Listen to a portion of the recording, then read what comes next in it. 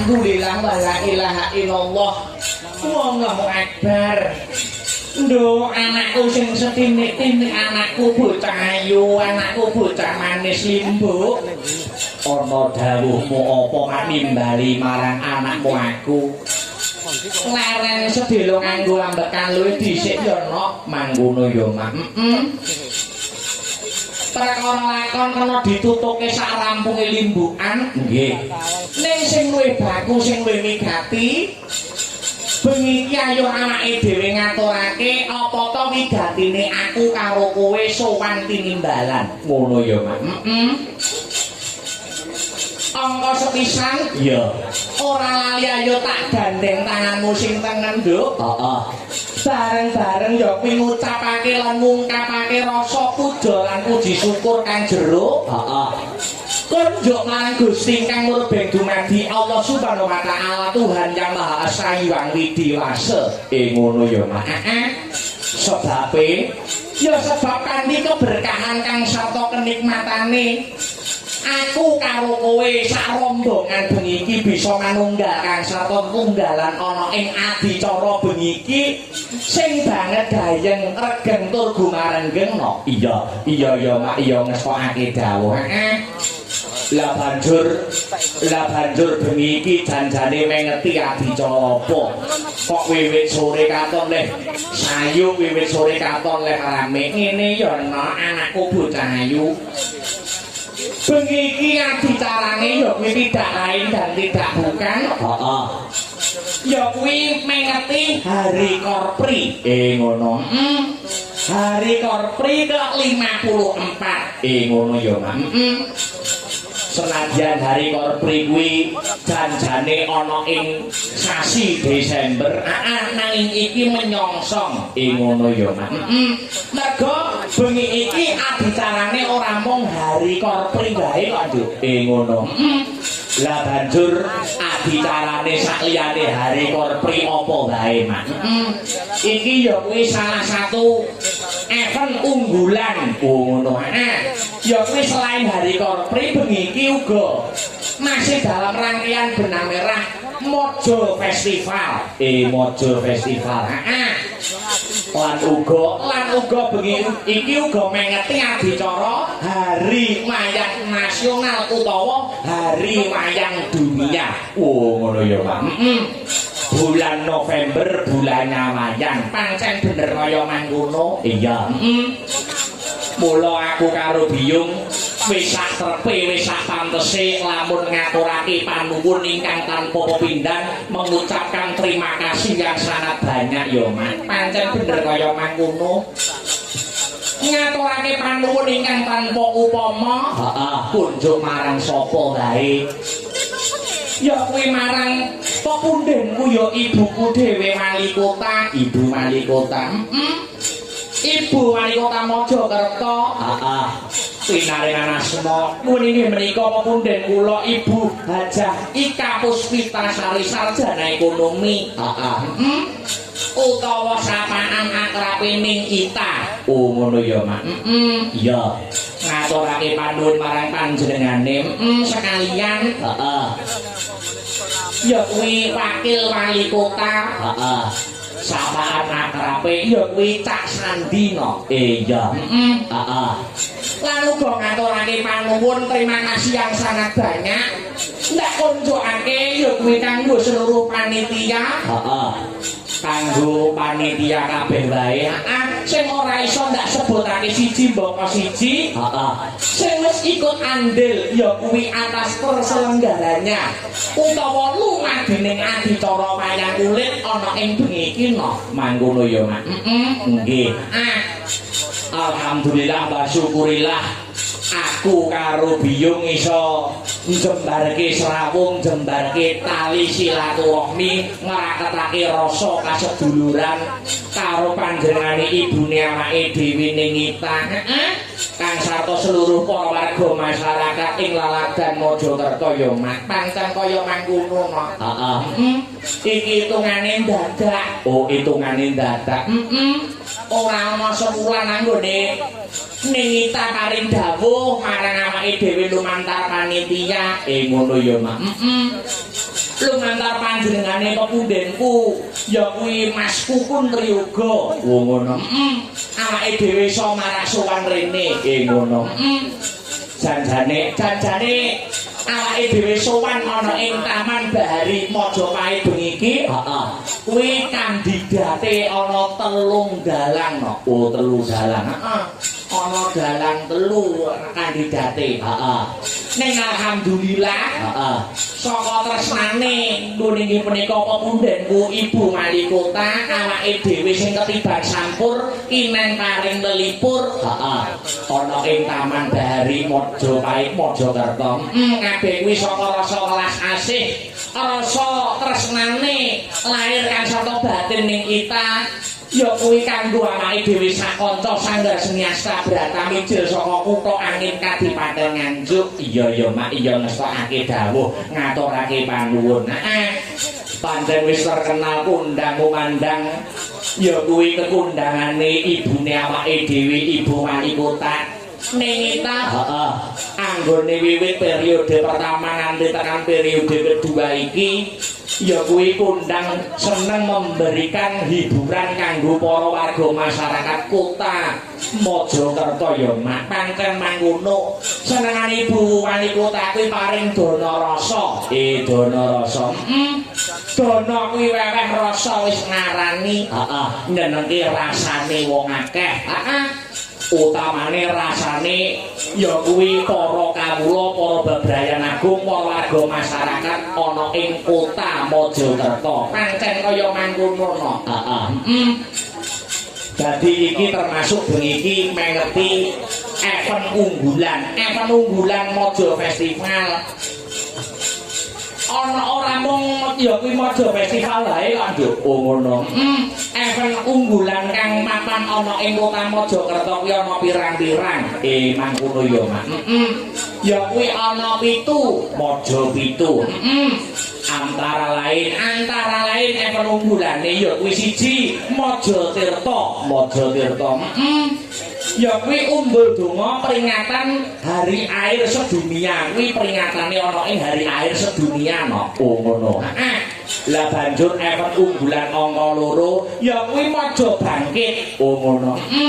Kuwi acarane kirab budaya. Kuwi termasuk rangkaian peringatan HUT Kota Mojokerto. Ngono. Ana uga ya kuwi Mojo Shop Fiesta. Heeh. Ana meneh angka 4 Mojo Batik. Ya kuwi pameran lan promosi hasil kerajinan batik khas asli saka Kota Mojokerto kene. Ngono ya Mak. Sabanjure event unggulan ya kuwi ana Mojo Festival. Ngono. Sing kaya bengi iki sedang berlangsung, kaya bengi iki adicarane ya kuwi wayangan gelar-gelir gantung gong. Uga bersamaan karo Hari Korpri kan sarta Hari Wayang Nasional. Heeh. Uga ana event unggulan Mojokerto selanjutnya angka 6 ya kuwi Mojo Ren. Kuwi uga termasuk rangkaian HUT Kota Mojokerto kono mangkono. Terus sabanjure ana Mojo Suro kuwi event unggulan kanggo ngasan angka 7. Oh ngono. Acarane ya kuwi jalan sehat Mojokerto nganti tekan Surabaya diperingati ana ing Hari Pahlawan Nasional. Kan bener kaya mangkono. Wah iya. Pancen ternyatane Ibu Walikota seneng karyen Yasna ing sasama, nyenengke wong akeh. Alhamdulillah wa syukurillah kebak berkah lan barokah kanggo warga masyarakat Kota Mojokerto ya Mak. Pancen bener kaya mangkono. Heeh. Bagune bengi iki awake dhewe ora iso ngaturke apa-apa. Sing baku mung ndedonga no. Ndonga. Ndedonga ana ing adicara Hari Korpri ke-54 kang uga bertepatan pada Hari Wayang Nasional uga Hari Wayang Dunia. Kang sarta event unggulan salah satunya Mojo Festival kang kagelar bengi iki. Heeh. Dongane biyung apa kanggo Kota Mojokerto tercinta? Dongaku banyu mili no, banyu mili. Muga-muga sarampunge seluruh rangkaian acara Mojo Festival, Muga-muga kota Mojokerto dadi kutha sing baldatun thayyibatun walaupun gofur gemah ripah jinawi kerta tata turaharja murah sandang lawan pangan cinaketa ing kamulyan tinebena saka bencana alam sesuai dengan moto kota Mojokerto ya kuwi motone ning kita kang sarta Cak Sandi ya kuwi spirit of Majapahit ngono spirit of Majapahit ya kuwi masyarakat kuat kesejahteraan meningkat amin amin amin ya robbal alamin hasbuna Allah wa ni'mal wakil.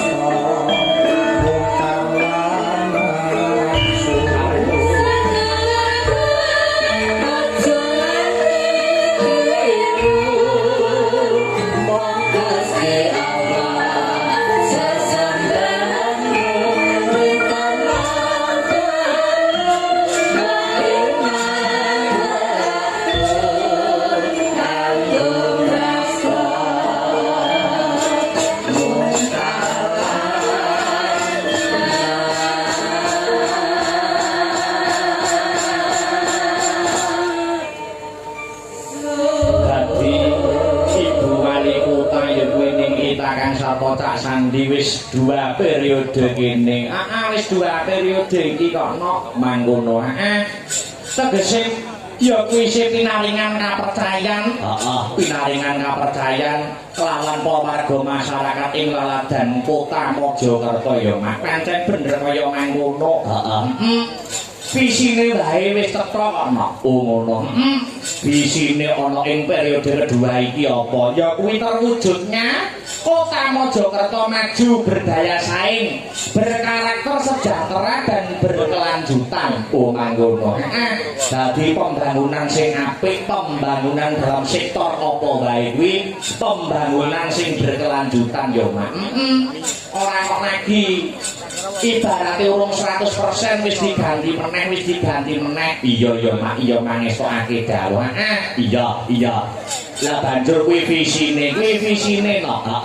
Lah banjur misine ning kita kan sarta Cak Sandi yen ora kleru, angka 1 ya kuwi peningkatan sumber daya manusia. Oh ngono ya, Mak. Banjur angka 2. Angka 2 apa? Ya kuwi ketahanan sosial dan budaya. Ngono. Sabanjure angka 3 ya kuwi peningkatan ekonomi lan kang pungkasan ya kuwi tata kelola pemerintahan lan kang pungkasan angka 5 pembangunan infrastruktur dan lingkungan. Ngono ae. Dadi ekonomi ya diopeni karo ning kita Kang Sarto Cak Sandi. Pancen bener kaya mangkono. Seneng eneke hiburan kaya ngene iki, wayangan kaya bengi ngene iki, ekonomine bangkit. Oh ngono, ekonomine berputar. Pancen bener kaya mangkono. Iya Mak, luar biasa ngestokake dawuh. Apa maneh bengi iki uga disumbutke no? Ya kuwi pagelaran bengi iki uga disiarkan langsung. Ngono. Disiarkan langsung ya kuwi lumantar channel YouTube apa kuwi? Ya kuwi Asta Brata Media. Ngono.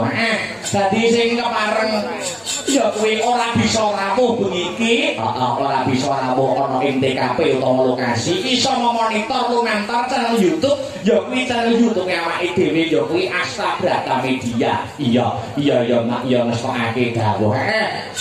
Uga memperingati Hari Wayang Nasional, ya Hari Wayang Dunia. Wah, ternyuh luar biasa ya Mak.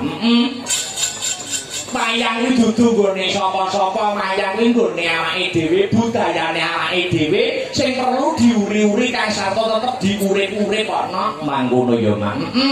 Apa maneh wayang kuwi wis ya kuwi diakui dunia lumantar UNESCO. Lumantar UNESCO tahun 2003 ya kuwi menjadi karya agung budaya dunia. Ngono ya Mak. Mula wis sak pantese wis sak trepe lamun diadani Hari Wayang Nasional utawa Hari Wayang Dunia tiap tahunnya no. Iya ya Mak, iya ternyuh. Ing atase kutane awake dhewe ora ngenekke Hari Wayang Nasional, malah kutane wong liya dudu kutane awake dhewe malah ngenekke no. Iya, luar biasa. Luar biasa untuk Kota Mojokerto, jempol 2 untuk yo kuwi pepundhene awake dhewe ning kita Kang Sarto Cak Sandi. Pancen bener kaya mangkono, Nduk. Piye? Iki saka kersane ya kuwi ning kita Kang Sarto Cak Sandi, Kang Sarto seluruh panitia. Awake dhewe sowan rene ora ijen, ora dhewe. Nanging uga nganti para kadang bintang tamu sapa wae Mak. Ya kuwi ana kadangku, ya kuwi Cak Andi TB. Cak Andi TBCS. Ya. Kang Sarto Mbak Probo ini. Ngono ya Mak. Diaturi munggah ana ing panggungan. Monggo Cak Andi TBCS kula aturi minggah ana ing sasana budaya. Sepote nganggo aja dipleroki bablase praon ya Nok. Monggo Mas Andi TB ku aturi minggah wonten ing panggungan. Kelorot kare yo. Thank you.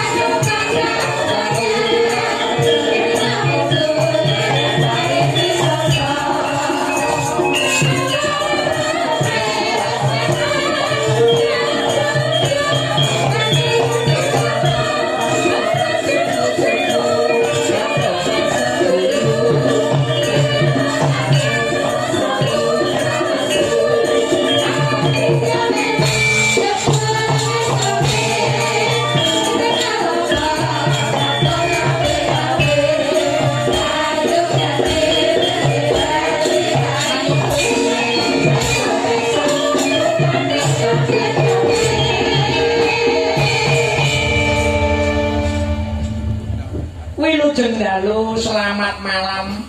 Cik, sugeng dalu, alhamdulillah selamat malam. Menawi kalian Mas Andi TB kula sampun tepang menawi kalian panjenengan mbok menawi nembe sepisan menika mila boten wonten klentak-klentunipun derek tepang Angladiwano. Oh mekaten. Ada tetembungan mengatakan tak kenal maka tak sayang. Leres. Siapakah nama panjenengan Mas? Menawi panjenengan dereng pirsa kalih kula tartamtu Bapak dereng mangertosi. Nggih. Nyuwun pangapunten, dereng cerita Bapak Mubarok. Oh dereng. Niki cerita lama. Cerita lama. Kula sampun di DP 1 juta supados panggih kalih jenengan. Ngaten nggih. Lah wis to Mas rasa dibalik esuk ora ketemu. Lah kula niki sedulur kalih jenengan. Sedulur. Nggih, Senajan urung tau ketemu ning sesama seniman rasane kaya sedulur. lah kula dulur asuh, kula diasuh saking Blora nami kula Gandul. Saking Blora. Nggih, dulur asuh kula dulure jenengan asuhe kalian Bapak Mubarok. Leres. Iki kalih jenengan nggih dulur to nggih? Dulur apa? Dulur asuh. Dewe bapak seje mbok niku dulur asuh, dulure jenengan. Nggih. Asune. Sik ngomong sak seragam, sak blangkon, sak jarik wis omongane ora penak lagi pisan wis ngasok-ngasokke iki lho. Ben aku yo gelo, Pak. Geloke sebabe apa? Ditinggal kula niki, Pak. Ditinggali ngopo? Macet dalan genane dialihkan ora ngomong-ngomong ngenteni sak jam kula niki, Pak. Macet iki wae, Mas. Nggih, macet. Yang masak, Bang. Piye Mas?